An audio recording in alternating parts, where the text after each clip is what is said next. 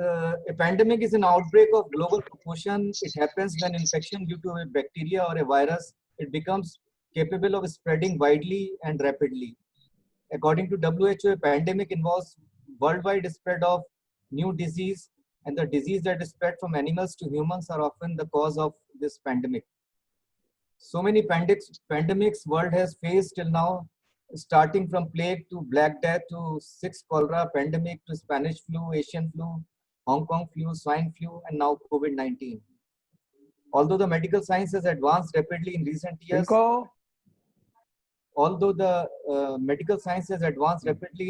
years, but it is unlikely ever to offer full protection from a possible pandemic because of the novel nature of the diseases that are involved. Humans would not have natural immunity to a newly mutated disease, meaning that it could have several effects after spreading between people. Now, when contemplating pandemics, it is clear that precise shapes and contours of next influenza pandemic will be strikingly different from those of the past. But will be past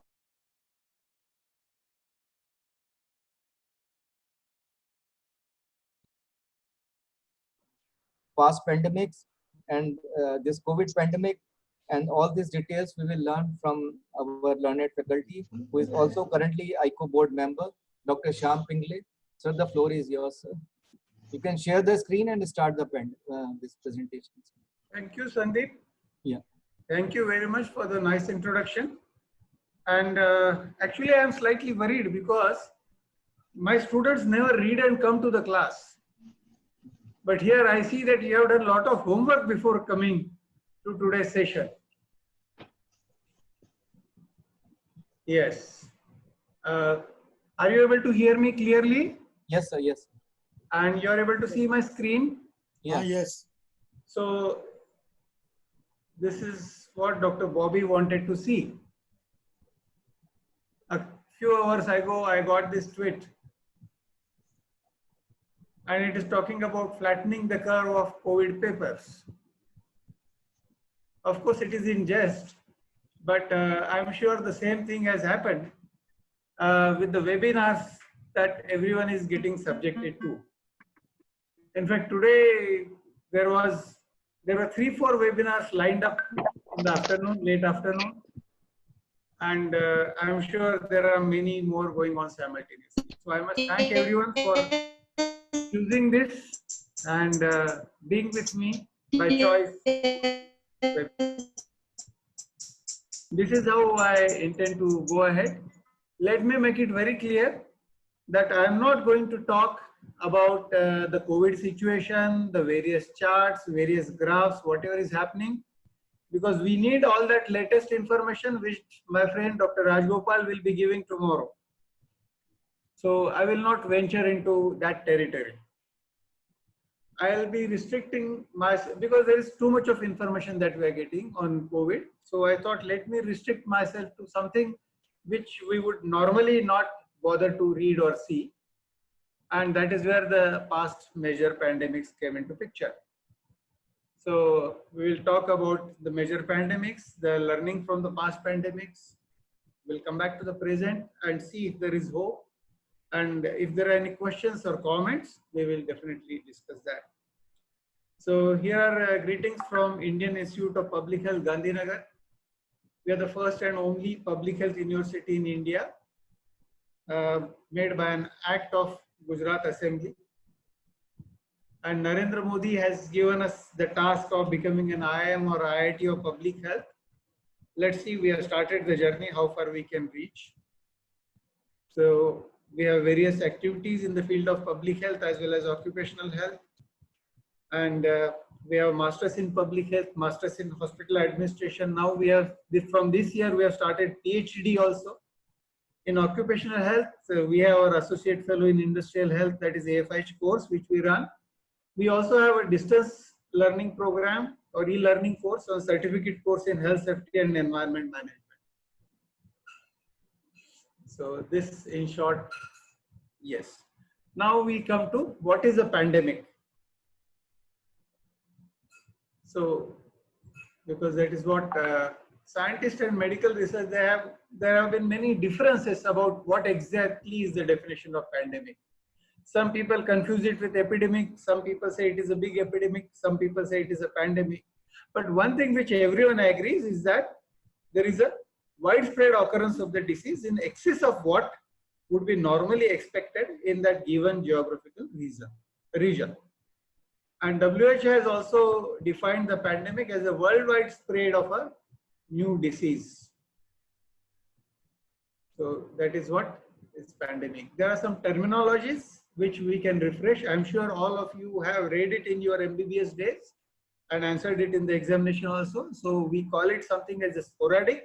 Sporadic is a disease that occurs infrequently and irregularly. That is not the routinely, it is not occurring, but it's there. Sometimes you see that. So that is a sporadic disease. Endemic is when there is a constant presence or a prevalence of a disease or an infectious agent in a population within a geographical area. So that will be endemic. That means the disease is endemic. It is there. So we'll see some malaria, we'll see some other infections, tuberculosis infection. We'll say yes, that in India, tuberculosis is endemic. It is there. But when it suddenly, there is often a sudden increase in the number of cases of disease, then what has been occurring or what you would expect, then you will call it as an epidemic. And when this epidemic spreads over several countries or even several continents, we will call it as pandemic because it is then affecting a large number of people. And it is an outbreak that would affect most of the world. So that is what we call it as pandemic. So that is the terminology of it. There have been various recurrent pandemics which have been happening. If you look at the past, smallpox has now been eradicated, but it was there for almost 10,000 years, you can say. Plague has been coming back again and again. Cholera is still seen sometimes, occasionally. Influenza, of course, is the big thing, and that's what we are dealing with right now also. What we have seen that in case of pandemic, generally there is a relationship with travel, a relationship with urbanization, and a warlike situation, whether you call it a conquest or whether you call it a crusade or whatever it is. Whenever that has happened in the past, a pandemic has found a fertile ground to spread. Now, these are some of the major pandemics. I have just enumerated them. We will see some of them. So, in 430 BC, before the Common Era, at Athens, there was a pandemic and it originated at Athens, and the cause exactly was not known, or the nature was also not known in the literature, but it is suspected to be of typhoid. In 165 in the Common Era, or AD as we call it, there is an Antonine plague, then there was a Cyprian plague, then there is a Justinian plague. We will see some of them in details. In 11th century, there is a leprosy.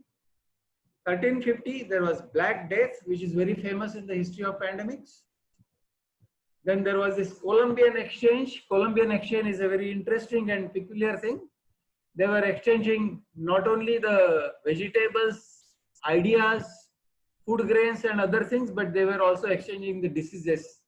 And they were going from the area where they were endemic to the areas where they were not there at all. So there was no immunity to those diseases. Then 1665 is infamous for the Great Plague of London. 1817 was the first cholera pandemic, which kept coming repeatedly.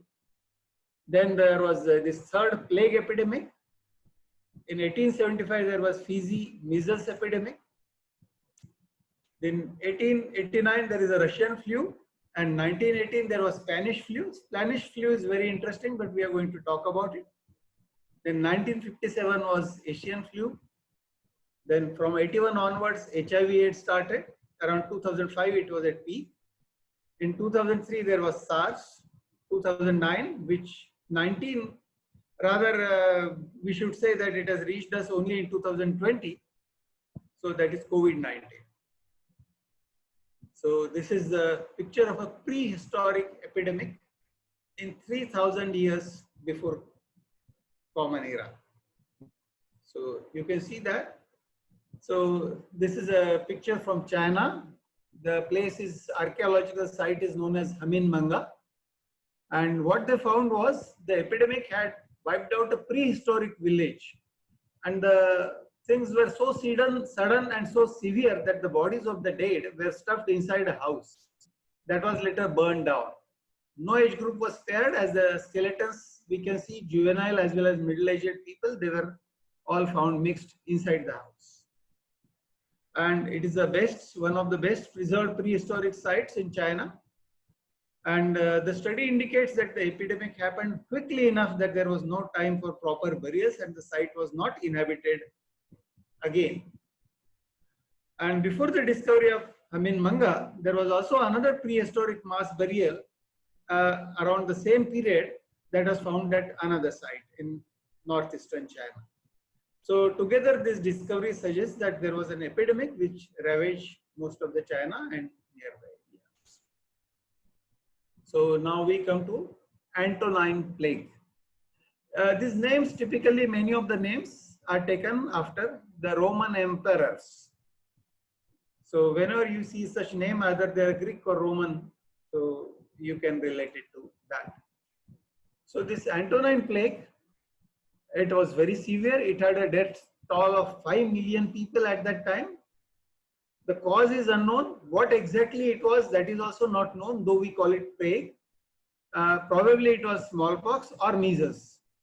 One of the two was there. It could be smallpox because such a huge mortality may not come with measles. Then it affected Asia Minor, Egypt, Greece and Italy, and the true cause is still unknown and historians are there trying to find out. This unknown disease was brought back to Rome by the soldiers who were returning from Mesopotamia in 165. And unknowingly they spread the disease, which later on killed over 5 million people and also decimated the mighty and powerful Roman army. So that was about Antonine Plague. Next is Plague of Justinia. Again, this was 5 times the death toll of Antonine Plague. There were 25 million people dying. The cause here is known. It is bubonic plague, and it is thought to have killed half the population of Europe at that time. It affected the Byzantine Empire and Mediterranean port cities at that time. And it is the first recorded incident of the bubonic plague at that time. It devastated the city of Constantinople, and it said that at its height it was killing almost 5,000 people per day. So something like what is happening in Brazil or Italy, the things taken together. And it resulted in the deaths of 40% of the city's population at that time. So you can imagine the severity of the plague of Justinia. And here comes Black Death, which is very infamous in the history. The history of community medicine is not complete unless we discuss and talk about Black Death. It happened in the 14th century. And here also the cause was bubonic plague, and the death toll was between 75 to 200 million. And it ravaged Europe, Africa, Asia, and with a huge death toll. It is estimated to be between 75 to 200 million because they are very old and enough literature is not available. It is thought to have originated in Asia, and it jumped continents via the fleas living on the rats that lived aboard merchant ships. Before the advent of aeroplanes, all the trade was through shipping. And huge ships, they would carry the food grains. So there will be rats because of the food grains, and on the rats will be these fleas. And they are supposed to have caused this plague. So, and ports were the major urban centers at that time. And therefore, they were also the perfect breeding grounds for rats and fleas. And at that time, it devastated 3 continents. So that's why it has a special place in the history. Now, incidentally, this also brought in the invention of quarantine or quarantine as we call it. So how to stop this disease? People had no scientific understanding. That time there were no microscopes, no viral studies, nothing was available. But they knew that it has something to do with the proximity. So in the port city of Ragusa, which was controlled by Venetian authority, they decided to keep the newly arrived sailors in isolation until they could prove that they were sick. They were not sick. At first, the sailors were held on the ship for 30 days, which became known as a Venetian law or a Trentino. And as the time went on, the forced isolation was increased to 40 days or a quarantino, and that is the origin of the word quarantine and the start of its practice in the Western world. So we got the term as well as the concept of quarantine from Black Death. Now 1665, and here comes the Great Plague of London. So this plague resurfaced in London roughly every 20 years from 1348 to 1665. They say there were about 40 outbreaks, so it comes to even less than 20 years. And with each epidemic, 20% of citizens were killed. By the early 1500s, England imposed the first laws to separate and isolate the sick. The cats and dogs were also believed to carry the disease at that time, so the wholesale culling of those animals was carried out. The Great Plague of 1665 was the last and worst of the centuries-long outbreaks. It killed more than 100,000 Londoners in just 7 months. All public entertainment was banned. Victims were forcibly shut in their homes to prevent the spread of the disease. It was very cruel because the sick people will have no option but to die, and they were buried in the mass graves. But probably that was the only way to bring the last Great Plague outbreak to an end. And as the survival of the fittest, so that's what. So now comes the third cholera pandemic, which lasted for about 8 years in 19th century.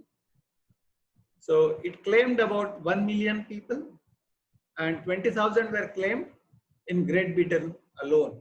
1854 was the peak year for the plague in Great Britain. For this cholera epidemic. It is generally considered as the most deadly of the cholera epidemics, and this was the third major outbreak in 19th century. Like first and second pandemics, the third cholera pandemic also originated in India. It spread from the Ganges River Delta, and it tore through Asia, Europe, North America, Africa, and ended the lives of over 1 million people. And of course, over the past 2 centuries, cholera pandemics have taken place about 7 times. So this was the third of the 7. Now, this is also known as a victory for public health research, because this is where our own Sherlock Holmes of public health, John Snow, came into picture. This disease was known earlier as a miasma. Now, John Snow started investigating hospital records and morgue reports to track the precise location of the outbreaks. He created a geographic chart of cholera deaths over a 10-day period and found a cluster of 500 fatal infections surrounding a water pump on Broad Street. It is known as Broad Street Pump, and it was a popular city well for drinking water. So he identified that contaminated water from this place was causing the disease, and that was the means of transmission. So that was really a great discovery. So the pump handle on this drinking well was removed. Therefore people could not use it. And like magic, the infections dried up. Snow's work didn't cure cholera overnight, but eventually it led to the stoppage of it. And the global effort to improve urban sanitation and protecting drinking water from contamination started from this event and from this experience. So while cholera is largely eradicated in developing countries, it's still a persistent killer in many developing countries. And wherever there is not adequate sewage treatment or clean drinking water, cholera could be there. This was John Snow's map. Of course, there was no color probably in the original map, that has been added in this photograph. But you can see how he identified the place and how this pump was disabled, and it led to the ceasing of this epidemic. So it's a very interesting story, and John Snow has done a great service to public health by doing undertaking this investigation. That's why he is rightly known as Sherlock Holmes of public health. So sixth cholera pandemic was from 1910 to 1911, 2 years. Here also the death toll was 800,000. It also originated in India and spread to Middle East, North Africa, Eastern Europe and Russia. This was also the source of last American outbreak of cholera. So after that, there was no major outbreak of cholera in United States, but this was an exception. So American health authorities, having learned from the past, quickly isolated the infected, and there were only 11 deaths in US at that time. So by 1923, the cholera cases had been cut down dramatically, but it is still seen in India and some other countries. And last month, in April 2020, at Bangalore, there were cases. And my friends who are here from Bangalore would be remembering that, because they are the ones who reported it to me. And now comes the flu pandemic of 1889.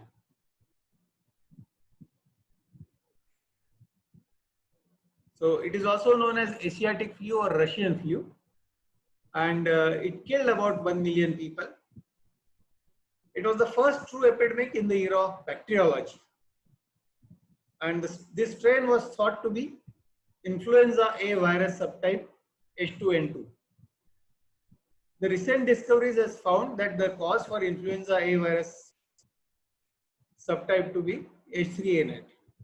The first cases were observed in May 89 in 3 separate and distant locations in Turkestan and Canada and Greenland. This rapid population growth in urban areas helped the flu spread because there were congested dwelling, and before long the outbreak had spread across the globe. So that was about the flu pandemic. And next comes the Spanish flu. So in Spanish flu, which was very severe, it happened just at the end of Second World War, and it claimed 50 million people. So in those 2 years from 1918 to 1920, there was a deadly outbreak which tore across the globe, infecting more than a third of world's population. And of these 500 million people infected, the mortality rate was estimated to be 10 to 20%, and about 25 million deaths taking place in the first 25 weeks alone. What separated this pandemic from the other influenza outbreaks was the victims. In past, it killed juveniles and elderly, whereas this outbreak affected completely healthy young adults while leaving children and those with weaker immune systems still alive. So this was, it confused the people, and that's how it was. There is more about the Spanish flu which I want to share with you, but I'll do that little later after we finish with this important pandemics. So now next is Asian flu of 1956. As you can see, this is a newspaper cutting at that time. So here the doctor is saying that you treat your flu at home, don't crowd the hospitals, it can be treated at home. Everyone need not get admitted. So suddenly you remember, I mean, in Corona days, there is so much of similarity that you see this. So there was a death toll of about 2 million. The cause was influenza virus. It was a pandemic outbreak of influenza A of H2N2 subtype. It originated in China in 1956 and lasted until 1958. It traveled from the Chinese province to Singapore, Hong Kong, and even United States. The estimates for the death toll of Asian flu, they vary depending on the source, but WHO places the final tally at approximately 2 million deaths, and about 70,000 of those were in United States alone. So that's about the Asian flu of 1956. There was another big flu pandemic in 1968. This flu keeps coming and coming, and it has come again, of course. Because influenza, it is also termed as the Hong Kong flu. It was caused by H3N2 strain of influenza A virus. And from the first reported case on July 13, 1968 in Hong Kong, it took only 17 days before the outbreaks of the virus were reported in Singapore and Vietnam. So that means it traveled very fast. And within 3 months, it had spread to Philippines, India, Australia, Europe, and of course the United States. While it had a very low mortality of 0.5%, it killed 5 lakh residents, 500,000 residents of Hong Kong, which is supposed to be approximately 15% of the population of Hong Kong at that time. HIV/AIDS pandemic is very recent, and most of us have worked through it. So I did not tell much in details about it. We are all aware of it. But still there is something to complete. So it has a death toll about 36 to 37 million by now. And the cause, of course, is known. And it was first identified in Democratic Republic of Congo in 1976. And it has become truly a global pandemic. We know a lot about it now. So currently they say about 38 million people are living with HIV, mostly in sub-Saharan Africa, where 5% of the population is infected. That's about 21 million people. Now we have awareness, we have new treatments which have made HIV manageable, and many of those who are infected lead productive lives and contribute. So the deaths started dropping after 2005 from 2.2 million to 1.6 million. And recently there are reports of 2 persons having been cured of HIV as of early 2020. We had, of course, heard of the Berlin patient a couple of years ago, but this news is there. Then comes the famous H1N1 swine flu pandemic, which we all remember very distinctly. So here again, the death toll is variable, but CDC of United States has kept the figure, estimated the figure to be somewhere between 1.5 lakhs to 5.7 lakhs. Again, it is a new strain of H1N1, as we know very well. This is supposed to have originated in Mexico in the spring of 2009, and then it spread to the rest of the world.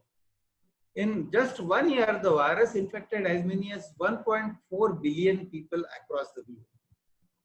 It primarily affected children and young adults, and 80% of the deaths were in the people who were younger than 65, according to CDC reports. The older people seem to have already built up enough immunity, maybe because of previous attacks of influenza, to the group of viruses that H1N1 belongs to, and they were spared. A vaccine is now available, and it is also included in our annual flu vaccine.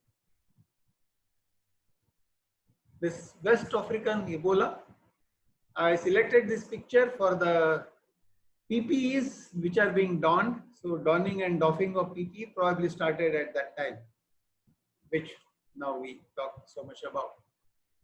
So it killed about 11,000 people, Ebola virus. The first case occurred in Sudan, then in Congo. And it is speculated that this virus also may have originated in bats. And the first case was reportedly in Guinea in December 2013. And then the disease quickly spread to Liberia, Sierra Leone. And cases also occurred in Nigeria, Mali, Senegal, US, and Europe. There is no cure which is known, and efforts at finding a vaccine are ongoing, and a lot of work is taking place. Zika virus, we all know it is very recent, we have heard about it. And unfortunately or incidentally, the impact will not be known immediately. It will take many years. It was very widespread in South America and Central America because it comes from the mosquitoes of Aedes, and it can also be sexually transmitted in humans. And the mosquitoes flourish in warm, humid climates, making South America, Central America, and parts of southern United States prime areas for the virus. The cases have been reported in some parts of India, typically in Gujarat also last year. Pandemics cannot be complete unless we talk of smallpox, which is a big victory for humankind and global collaboration. So it was there from 10,000 years before Common Era to 1977 when the last case was detected. The origin is unknown, but a smallpox-like rash was found on 3 Egyptian mummies. So it is supposed to be very, very old, of course. The earliest written description of a disease that resembles smallpox appeared in China in 4th century of Common Era, and early written descriptions also appeared in India in 7th century and in Asia Minor in 10th century. So the disease is that old and has been documented. The global spread of smallpox can be traced to the growth and spread of civilization, exploration, and expanding trade routes over the centuries across the globe. Smallpox is supposed to be an European disease which has ravaged the New World. It was endemic to Europe, Asia, and Arabia for centuries, a persistent menace which was killing 3 out of 10 people. So 30% is a huge mortality.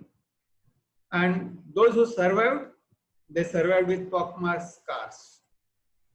But the death in old world was quite less as compared to the devastation that was wrought on native population in the New World, where the smallpox virus arrived in 15th century with the European explorers after Columbus. So this indigenous people of modern day Mexico and United States, they did not have any natural immunity for smallpox because they had never seen this disease. So they were cut down by tens of millions, and Mexico population reduced from 11 million to 1 million because of smallpox. It is a very, very huge influence, you can say. And in late 18th century, it was Edward Jenner who famously inoculated his Gardner's 9-year-old son with cowpox and then exposed him to the smallpox virus with no ill effect. And after that, it took about 200 years. But in 1980, the WHO announced the smallpox eradication, which we all have studied in our MBBS days. So in 1959, WHO initiated a plan to get rid of smallpox. Initially, it did not succeed. There were many difficulties. So an intensified eradication program began in 1967. This time the laboratories were equipped. The enough quantity of freeze-dried vaccine was available. There were intensified efforts. The bifurcated needle was developed at that time. There was an establishment of a surveillance system to detect and investigate cases, and mass vaccination campaigns contributed to this. It was eradicated from North America in 1952, Europe 1953, South America, Asia, and Africa 1977. WHO declared smallpox eradication in the 33rd World Health Assembly on 8th May 1980. So you can say recently we have completed 45 years of that declaration. So this was about the details of some of the important pandemics from the history. There are many more, but I am aware of the time constraint, so I would not go into this. I want to finish in next 8 to 10 minutes. So now comes the important part, lessons from pandemics. Lesson 1, name matters. What do you name it and how do you name it? There was initially this virus was called as Wuhan virus, and then WHO decided to call it as COVID. So this is where I did not tell you about Spanish flu. Now I want to share it with you. The Spanish flu did not originate in Spain at all. It is supposed to have started in a military base in Kansas. There are other theories also, but it's certainly not in Spain. What happened at that time is this First World War was on, and there was a lot of censorship in the countries about publishing the news. Whereas Spain was neutral, so there was no war in that country, and therefore newspapers were publishing whatever they were finding. So, and there were many accounts of this flu, and that's why people thought the flu has originated in Spain, whereas it had come to Spain from other countries. Some scholars have since suggested that giving it the name of Spanish flu, it sent the inaccurate message that it was a distant threat, and therefore United States delayed taking steps to prevent it. Now you can compare it with the name of Wuhan virus. So probably WHO hopefully thought that we would also think of Wuhan virus in China and not take any steps. That's why it decided. Lesson number 2. Social distancing works. In 1918 as in 2020, this travel was responsible for swift spread of the virus, with US soldiers traveling to the East Coast and onto European battlefields and carrying it with them in the wartime. So the researchers wrongly assumed that the infections was bacterial, and therefore the efforts to treat it or vaccinate it again failed. With no other tools to rely on, ultimately towns had to close down the schools, theaters, libraries, games and gatherings were cancelled, military leaders quarantined their troops, and public were urged to wear masks. So in all, about 675,000 people died in United States, much more than those that died in World War II, which was just over. But it could have been even more. The only way to prevent its spread was to isolate people from one another. Some communities did that well and fared well. Some did not and suffered very high death rates. So if we don't learn from it, it's shame on us, and we must follow the social distancing or physical distancing, which is the right word, very well. Lesson number 3, viruses, they don't spare the young, not necessarily. We were saying that this virus also, coronavirus also affects the old people, but now we are seeing more and more cases of younger people also getting affected by the virus. So the influenza epidemic in 1918, it hit the young and healthy age people of 13 to 45. The poor patients' own robust immune mechanisms were part of the problem, and unleashing a torrent of virus-fighting molecules called cytokines that latched onto the lung tissue, causing lethal damage. The coronavirus is hitting older population and immune compromised the hardest, and the behavior of young and healthy is similar to that of virus a century ago. So recent reports have already talked about the immune response called cytokine storm as a likely cause for the collateral damage in the younger patients. Exactly the same thing happened in 1918, and strong immune systems overwhelmed the other organs of the body, especially the lungs. So new ways of thinking about treatments for COVID-19 is also essential as it progresses. Inoculation works. This is lesson number 4.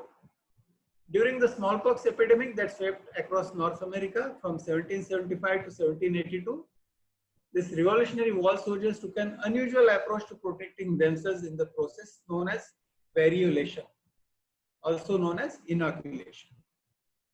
So they would take some tissue of the affected person and put it in their own body by making an injury.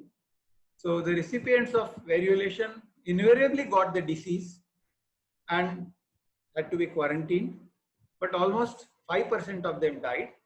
But 95% who survived, they got a mild version of the smallpox disease, but they survived and got immunity. So in 1796, Edward Jenner, he tried variolation successfully and the concept was born. So fast forward to today, and this variolation has come a full circle as we are exploring the idea of using convalescent plasma as a treatment. So that is another similarity that we see today. Lesson number 5, which is very relevant again today, don't blame the sick. Like at HIV times, we were blaming the people sick who were sick. The same thing is happening now in Corona times.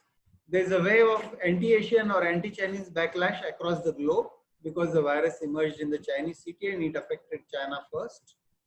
So during the cholera epidemics that hit from 1830 to 1860s, the Protestants shunned Irish immigrants as vectors of the scourge.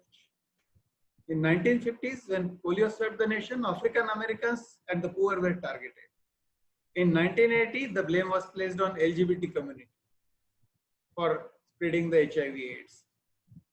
Now, the smallpox eradication was achieved only through global collaboration and sharing of knowledge. So today we can learn and act upon the fact that it is only the global collaboration which will help us deal with these outbreaks, or we can shut ourselves away and insist of going alone, and there will be a problem for everyone. Again, lesson number 6. This can end. There is a ray of hope. We need not be pessimistic. We need not be disturbed. We need to protect our psychosocial health in spite of the long repetitive lockdowns. The COVID death toll is unlikely to reach the meteoric levels of flu epidemic in 1918. Our public health system, scientific tools and medical supplies are far better now. In comparison to past pandemics, we also have a head start in tackling this one. And this is the first pandemic where we have known what the pathogen is right from very start, unlike all other pandemics earlier. The future will no doubt be painful, but with social distancing, herd immunity building, hopefully, I'm not sure about it, and I'm not a proponent of it either. The collaborative work underway to develop various treatments and also a vaccine, there is a hope. All we need is some time, which we hope we'll get through our efforts. So this is a time for us to pay attention and learn what this illness reveals about us, so we can take this knowledge forward. So these are the 6 lessons from pandemics. Names matter. Social distancing works. Viruses need not spare the young. Inoculation works. Let's not blame the sick. And this can end. There will be light at the end of the tunnel. So this was the major part of what I wanted to tell and share with you. Since we are in the COVID times, I have just a few slides describing the situation. So there are some successful countries who have been succeeded in flattening the curve, like Singapore, Taiwan, Hong Kong, South Korea, even New Zealand. Most of them were fully prepared. They had experience of previous pandemics and closure of places of mass gatherings, travel restrictions, isolation, contact tracing, use of masks, etc. happened very quickly there. Quarantine was efficient. Germany managed the mortality very efficiently, though the infection rate is high. And in contrast, these countries in Europe like Italy, Spain, United Kingdom, France, as well as United States also, they delayed implementing containment measures, failed in anticipating the impact, and we are seeing the results. They have had high number of cases and deaths both. Their healthcare system, which is supposed to be the best in the world, it has been overwhelmed. There has been a delay in closing the places of mass gatherings, travel restrictions, etc. Incidentally, their political leadership appeared very confused and indecisive. And there are people, places like Brazil, where I don't know whether the situation is going out of hand, but it is also on the ascending curve and large number of cases we are seeing. Sweden is undergoing a bold experiment or a gamble. Sorry for the spelling mistake, it was autocorrect. So it took no coercive measures, no enforcement, only voluntary compliance. The schools were kept open. They took evidence-based measures. Yesterday we had a webinar, and after that a long discussion with Dr. Tegnell, who is the chief epidemiologist in Sweden. And testing and contact tracing and hygiene measures and protection of high-risk groups is what they are doing. But their death rates are getting high, much higher as compared to their neighbors. And herd immunity doesn't seem to be in sight. Their own figures talked of only 3 to 7% of immunity as of now. So in India, if you can see that, of course, this figure keeps changing every day and every hours. So these numbers would have changed by now. But you can see that we have about close to 1.8 lakh cases and close to 5,000 deaths. But we also have 81,000 plus recovered cases in India. So daily new confirmed cases are slightly reaching a plateau, but it is still going in the ascending curve. There is a very slight indication that it may flatten, but let's not be overly optimistic about it. The deaths in India have been low, but we have been on the ascending path, so we do not know where we will ultimately reach. But this daily confirmed deaths, probably they are plateauing, and it seems that we may be able to bend the curve in the time to come. The tests per day are also increasing. This is all the good news. Of course, this is what my government says, that our recovery rate is steadily improving. But this is what Dr. Guru Prasad shared with me. This Shamika Ravi's, she has become suddenly famous again for wrong reasons, of course. So she says that most states are showing declining growth rate. So India, is it rising to the occasion? Well, we have young demography. We have high intellectual capital. We are the pharmaceutical storehouse to the world. We are the cheapest vaccine producer. We are now making indigenous testing kits. The PPE production has also gone from 0 to 50 lakhs per day and is rising. We are learning from others. There is mass awareness, adaptation of change, and we have a bold and decisive leadership. But we also have our negatives, which all of us know very well. So I'll not spend time in that, but I'll say that in future, what I see is that importance of public health has been realized, and a big fillip is expected to public health. Government has already announced that at taluka level also they are going to do something about public health. Let's hope they really do that, and some of it will certainly rub on occupational health, is my hope. Now we owe it to them. You know these three people. Some of you would know that, but all of us should know them because we owe it to them. So it is Edward Jenner, because of whom we got smallpox vaccine. Ignaz Semmelweis, who taught us the art of hand washing. He was the first person to promote hand washing, for which he was ridiculed. And John Snow, the Sherlock Holmes of public health. So thank you very much. We are given namaste to the world, and these are some of the references. So thank you very much. And I have taken a little more than what I wanted. I wanted to finish it in 40 minutes, but I have taken 45 minutes. 35 to 40 minutes was my target. So thank you. And now we can have valuable comments from the august audience that we have here. Thank you very much, sir. So let us have some questions from the chat box, sir. So can you access the chat box, or should I read it for you? I think Yeah, you read please. it for Yeah. information of all. Yeah. Sir, there is one question from Dr. Govind Narke, whether there is any learning from past pandemic which will be useful to tackle the COVID-19 pandemic. Can we see a positive change like reduced incidence of tuberculosis or other communicable disease due to good hygiene practices? You see, there's a lot of learning. All the 6 learnings that we discussed, they are all applicable to this pandemic. Okay. I am not able to see his question here. It was at 7:25 p.m. Yeah. 7:25. No, it's not seen here. After your question, there is only 7:45 question from And Dr. Arvind. Your 6 learnings, they answer the question. Yes. Now, next question is, can Zika and Ebola outbreaks were really declared pandemic? Whether they were declared Ebola was, see, they have covered multiple countries. And again, as I said in the beginning, there is always a very thin boundary line between epidemic and pandemic.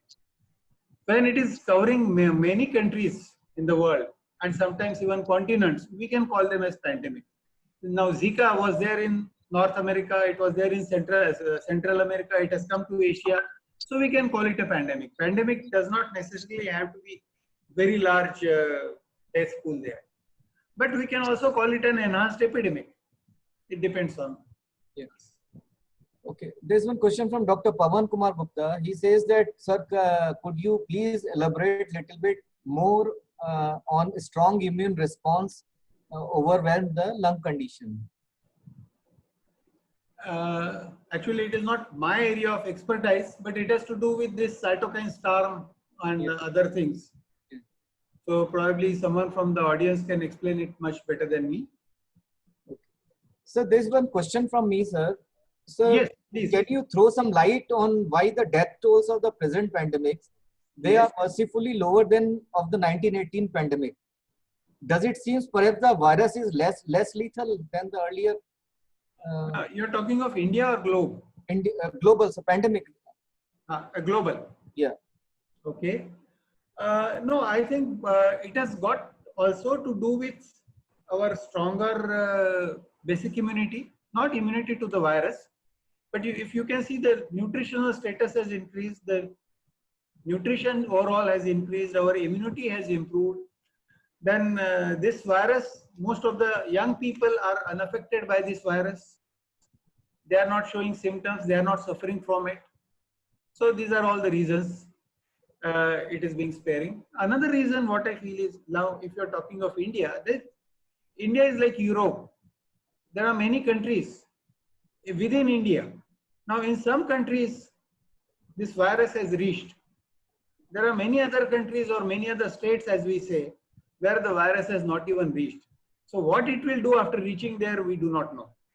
Hopefully now we know the ways of controlling it, what we need to do. Therefore, we will be able to control it and we'll be able to keep the deaths to a lower number. Hopefully we'll do that.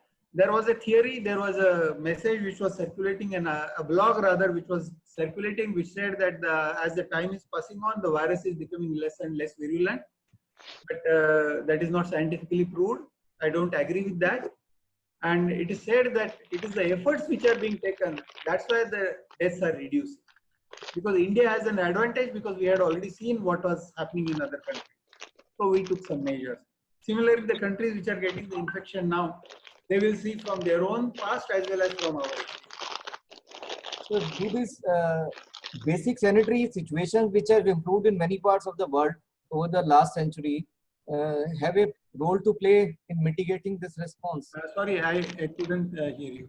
So the basic sanitary situations, they have improved a lot over the century.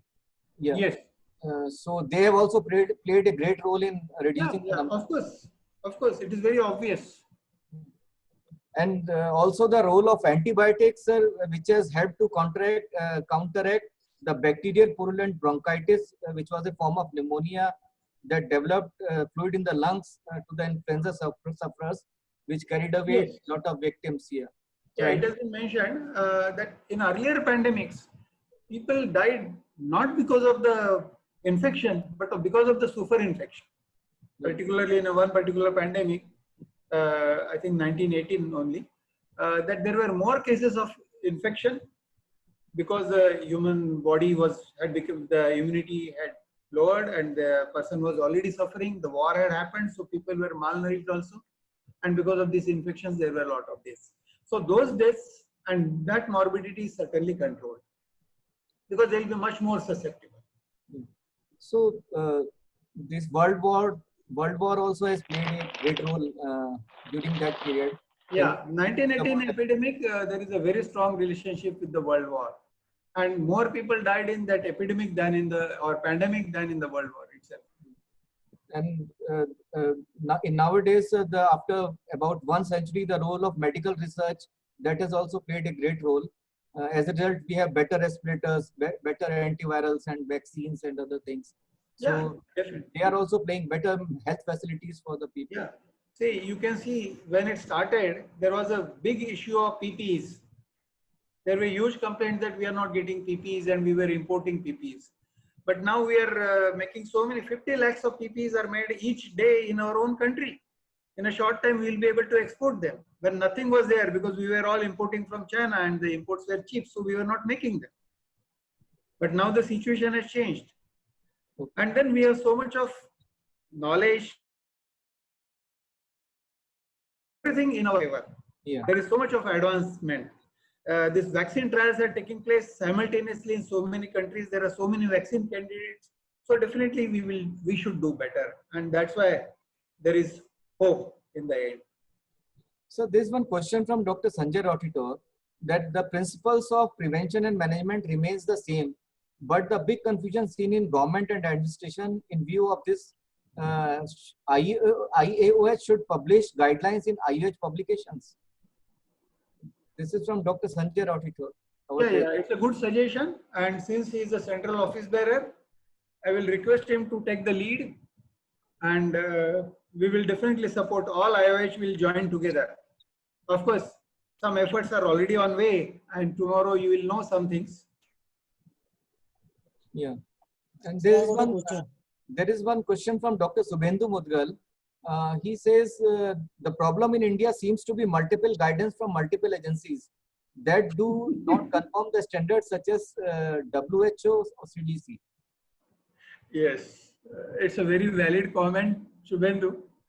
Dr. Mudgal himself is an authority and he has very close association with WHO.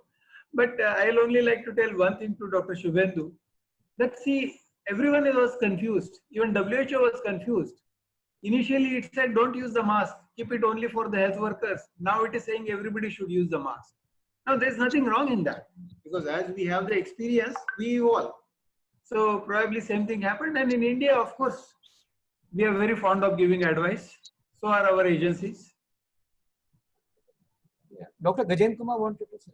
Yes, sir, my question is, in the end, whether it will be the vaccine which is going to save us, or it will be the herd immunity which is going to save us? Sorry, sir, you asked a question? My question is, I am Dr. Gajendra Kumar. Yes, sir, my question you is, are the president, my host.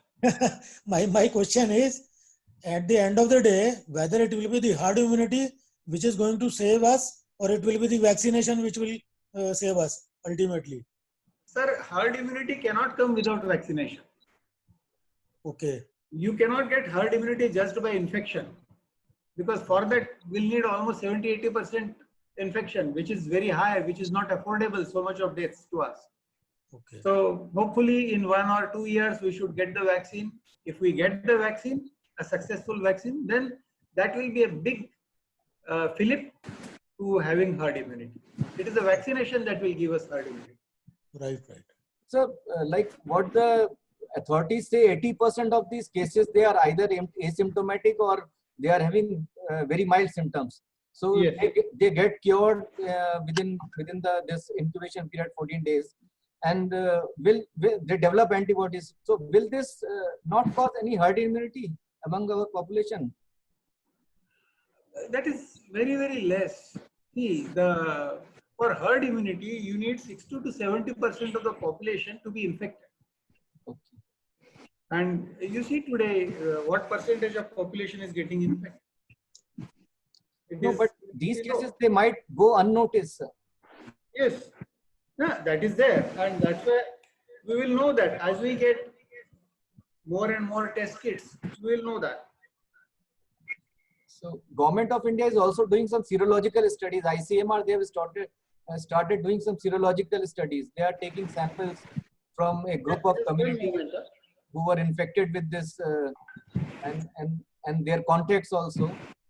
So yeah, ICMR, they have started this antibody studies, serology studies. So they will help in assessing the herd immunity or yeah, definitely. That's why they are doing the community studies, and we'll know from there. Dr. Rajiv Jain? Dr. Sandeep, you in fact initiated the right discussion. ICMR would be disclosing the findings sometime by the middle of next week. And that is the reason the stage 1 is starting from June 8. Before that, Government of India is going to announce the results of the large study which has been done in mainly areas which are uninfected. So that is Dr. Pingle, I want to compliment you for branded presentation, Dr. Pingle's presentation, which is perfect, comprehensive, and includes way forward. But my question is, when we talk of pandemics and epidemics, can we not? It's not possible to ignore international health regulations, which came into force, and India is also a part of it, and we have been implementing the last 15 years. And that is how National Health Authority came, National Disaster Management Authority came, District Disaster Management Authority, and State Disaster Management Authorities came, in which biological disaster is one component. That's part of India's plan for IHR regulation implementation. And we have a focal point of international health regulation implementation. In this pandemic, isn't it quite evident that IHR implementation weaknesses have come to the fore, including disaster management protocols and manpower and financing funding has come to the fore. Won't you feel that this will give strength to India in the years to come? You have a good comment, and we will see as the things develop. But I feel that that India has a great future, and we are going to benefit from this ultimately. Thank you. So there is one question from Dr. Ganesh. He says the lesson part we have to take seriously and pursue. That is inoculation. Will a study be done by injecting pooled plasma of recovered patients to stimulate and improve immunity? I'm not competent to answer this. Okay. What about the herd immunity in past for the different pandemics? Dr. Kishore Parekh. Yeah, herd immunity has developed in the past in different, and that's why in fact we saw that in some influenza pandemics, the old people did not suffer, particularly H1N1. So that was the result of that immunity only. Dr. Rajgopal wanted to say something. Okay, sir. Yeah, I just have a couple of comments. I think somebody asked about cytokines and the cytokine storm. So essentially, cytokines are a bunch of proteins, and they mediate the cell immunity and a response to an immunity.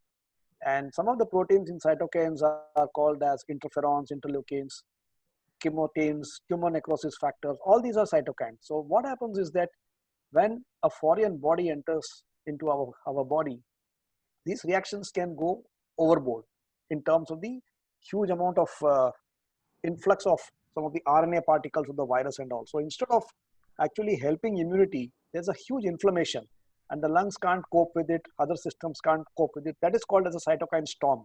Imagine a storm inside a lung. That's a cytokine storm. Therefore, what is being tried as a matter of treatment now is drugs like toxicolamib.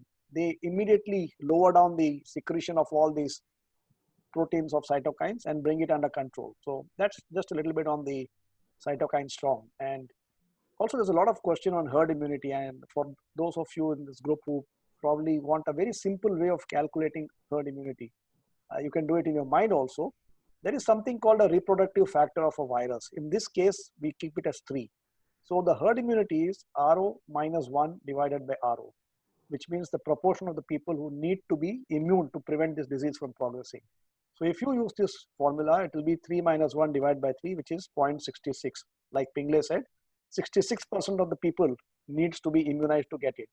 And currently, no matter whatever serological surveys you do, even in the most infected areas of New York, the maximum amount of people with antibodies has been around 14 to 18%. So there is no way you will reach herd immunity. So proponents of herd immunity, you must please understand that you are asking for death if you ask this, because what will happen is, if so many people get infected, 15% of them will end up in hospital and 5% in ICU. So we must just get this concept of herd immunity out of mind, unless it is because of a vaccination that you get a herd immunity. So just two comments, Sandeep, which I wanted to do: Okay. cytokines and herd immunity. Thank you, sir. Thank you. So this, I'm Dr. Sandeep. If you can allow, I'm Dr. Pawan Gupta. Good evening, sir. Yeah. Just a quick one. And to Dr. Rajgopal, thank you so much, sir, for taking that question on cytokines. So just a quick one. Does it mean, I mean, it may not imply the same thing that a strong immunity may may not be that good, because if the strong immunity will give a very strong response, then it may harm as well. It is not a strong immunity here. It is a signaling system which is gone awry. That's why you find that many people recover without anything. They have a strong immunity. 80% of the people are having a mild infection. They don't, buckle under it. So more than the strong immunity, it's a signaling pathway. All these are signaling pathways which these cytokines do. Something is wrong in the signaling pathway of some of the people, and we have still not understood what it is. That is why, if you look at it, once earlier on, the WHO said steroids should not be used to control, these sort of inflammations and the respiratory failure.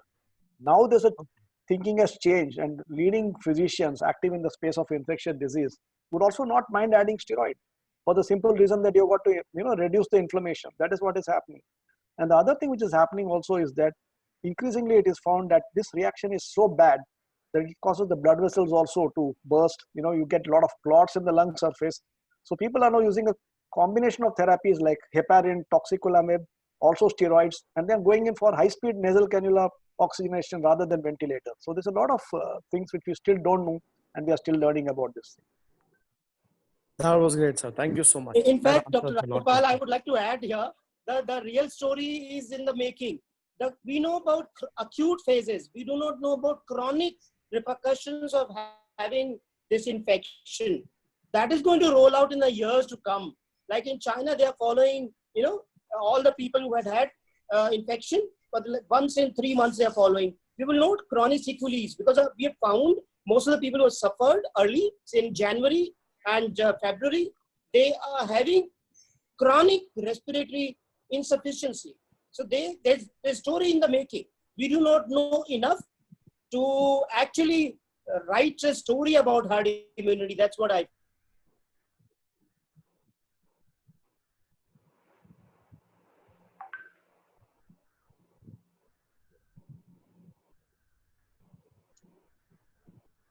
yeah, that's Dr. right. Sandeep? Sir. Yeah. Please Uh, move forward. Yeah. Dr. Shanbag, sir.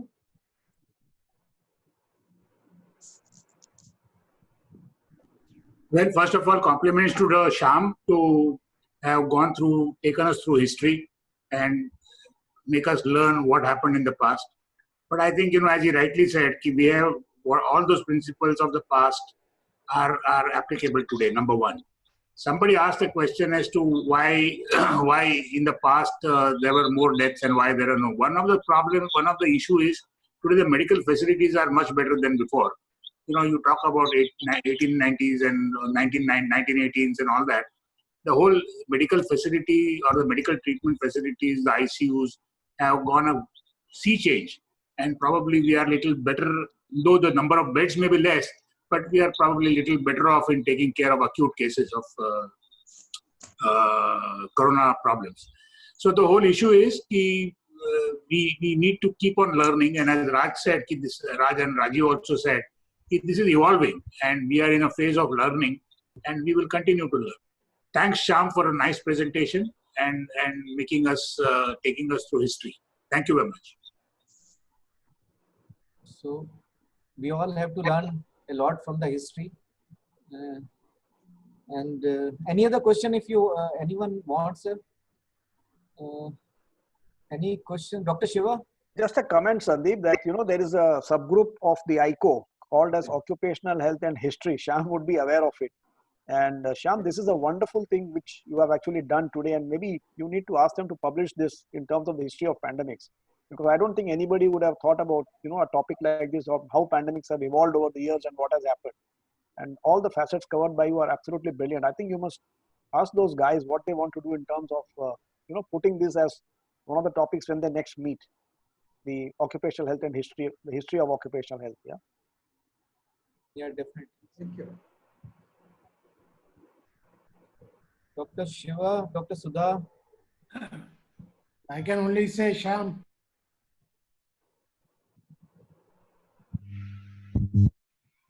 Sudha ma'am. Sham, excellent presentation. Thanks for the excellent work. Dr. Hitesh, Secretary, IUH. Want to say something, sir? Sandeep, Please unmute yourself. Yes, ma'am. Yes, yes. can I say Yeah. something? Yeah, yeah, sure. Sham, well done. As usual, a lot of homework gone into it. The numbers of the past pandemic might look frightening when you look at the numbers, but as discussed earlier, I think we will go to less number because we have more facilities, more knowledge of the past, and the past always is going to help us to face the future. Well done.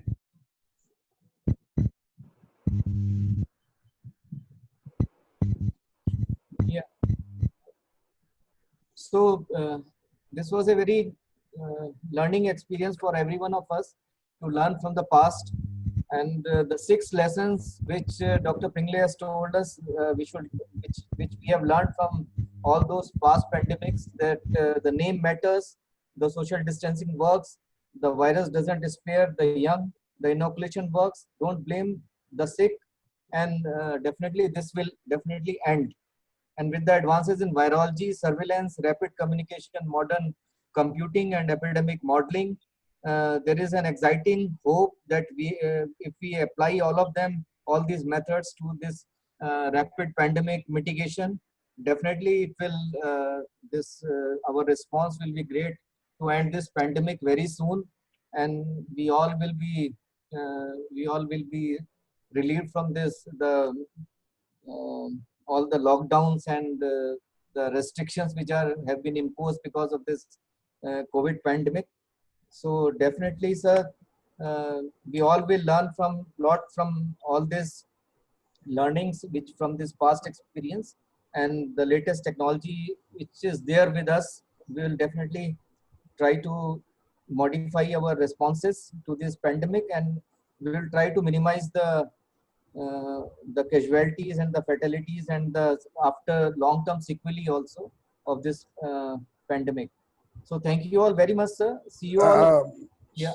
Thank you. Sandeep, Thank you. Sandeep, I got one suggestion. Yes, sir. Can you hear me? Yes, sir. Yes, sir. These presentations can be made available in our website. So we have recorded all these programs, and soon we will be making them available on the YouTube channel. Okay. Yes. Thank you. Sandeep, Yes, sir. Yes. I just heard that government has announced unlock 1 from Monday. Okay, great, sir. But we have to be very careful during this unlock, sir. No, I know. I don't know the details, but just now they have announced. So no lockdown. The details are very simple. 3 phases of unlockdown in lockdown 5, starting from June 8, and then second phase and third phase are not specifically dated, but first phase of lockdown 5 is going to start from June 8 with specifically restaurants, hotels, and religious places getting opened from June 8. That is the. I don't know the details, but just I got some message that this has happened. They are just announced. But one thing is That very this clear. started Virus is when still there. Dr. Pingle started his talk. Exactly the time when he started his talk, the Home Secretary signed and released it. You are talking to Rajiv Jain. You must understand that. See, Sandeep just said that we have to go now through all these things, and I said that's why I said that is the latest I am hearing. Yeah. Latest is outdated. Rajiv के पास latest होता है. He knew exactly when it was signed, so no Yeah, problem. he knew when it was signed. In fact, the Home Secretary called him and told him, "कि sir sign करो क्या? तो मेरा sir दो." Well done, Rajiv. There is one thing I like to say. One thing I like Word file I had seen before it was released. See, So it's we all saw right. it before it was released. Amazing.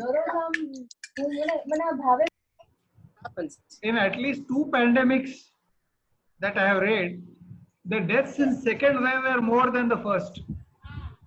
So therefore, Shubh we बोल all यार. have to be very, very अरे careful. शुभ शुभ बोलो. हाँ. Are you No, we frightening can us make or them less. threatening We us? can make them zero. Depends on us. Yeah, definitely. We should not, I mean, this new learning and new ways that we have adopted in last couple of months, they should stay with us. That is my only request. Or you can count deaths as being non-COVID. Simple. See, So virus thank you, is not Sandeep. going to give any, Definition. any relaxation. Thank you, Gajendra sir. Kumar, Okay, thank you.